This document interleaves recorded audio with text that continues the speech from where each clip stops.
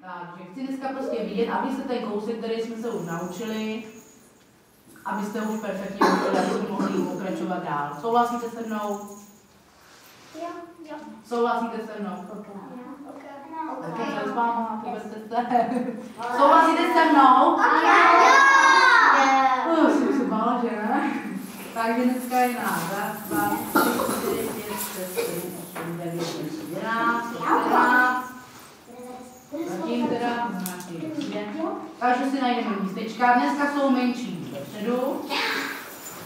A že se vystřídáme. Tak nám stálo pohodlně.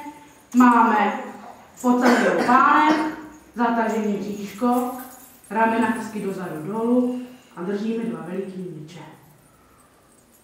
To jsou nožičky moc od sebe, ty je blíž k sobě, to vypadá hezky, když takhle stojíš. Pak vydat se. Ukažte. Krásný hlavu. To je taneční poza číslo 2, co děláš, to budeme dělat za chvilku. Teď máme jedničku jednoduchou. Tak, taneční pózu číslo 2, to je to s tou nožičkou krásnou, přednoženou. Výborně, na špičku, ale takhle zase nemusíš, až budeme profíci, tak to budeme dělat. Teď hlavně, nemusí to holky být úplně na ty špičku, stačí takhle na pološpičku, jo? Na ty polštářky, to stačí.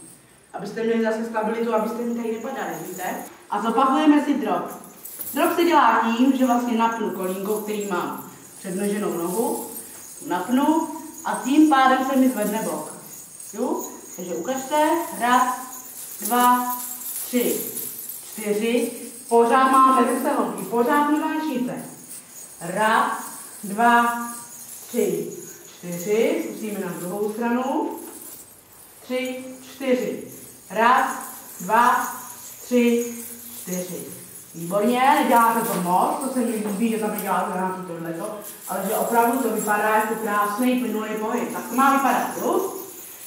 Teď se naučíme malinkatý kousíček, jak se dělá výměna nohou u dropů. Takže bychom udělali 4 dropy, to zvládáte. 1, 2, 3, 4. A teď, když chci tu nohu přehodit během tance, tak to udělám nějak elegantně a dělá se to tak, že tu přední nohu, kterou máte vepředu, posunete krásným obloučkem dozadu a přešlápnete na ní a zvednete si tu levou. A můžete zase dropovat na druhou stranu. Jo, takže zkusíme ještě jednou tu pravou nožičku. 4 dropy a přesunutí. 3, 4. 1, 2, 3, 4. Přesunu a zvednu nohu. Pořád to může být jako tanec. Každý ten pohyb diváci vidí a je to důležité, aby se vypadalo hezky spojeně a aby to hezky tak. Teď jsme se naučili přesunutí, to je jednoduchá věc. Zopakujeme si twist. Přeneseme a twistujeme.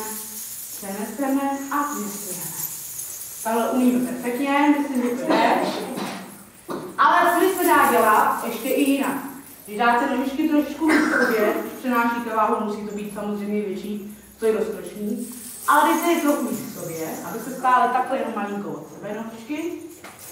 Zkusíme si twist a do toho si dáme suny.